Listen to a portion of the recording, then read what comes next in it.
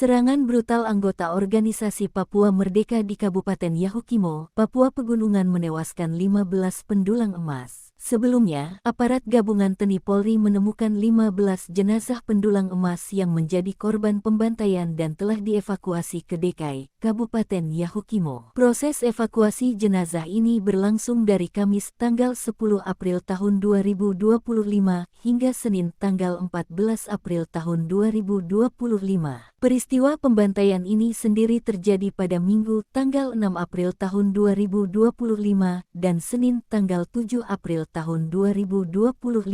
Jenazah-jenazah tersebut telah diidentifikasi dan diserahkan kepada keluarga untuk dimakamkan. Kisah nyata ini menyita perhatian publik bukan hanya nasional tetapi juga dunia internasional. Kasatgas Humas Operasi Satuan Tugas Damai Cartens, Kombes Pol Yusuf Sutejo, mengatakan korban selamat setelah 8 hari mereka bersembunyi di hutan. 2 korban selamat ditemukan aparat gabungan TNI Polri yang sedang menggelar upaya pencarian di sepanjang Sungai Silet, Kabupaten Yahukimo. Saat pencarian, tim gabungan menemukan mereka sedang bersembunyi dan langsung mengevakuasi menggunakan helikopter ke Dekai, Kabupaten Yahukimo. Wakil Kepala Operasi Damai Cartens 2025, Kombes Pol Adarma Sinaga, menyatakan, selama proses evakuasi jenazah berjalan dengan aman. Satgas Operasi Damai Cartens menegaskan akan terus melanjutkan proses evakuasi, identifikasi korban, serta pengejaran terhadap para pelaku kekejaman yang mengancam keselamatan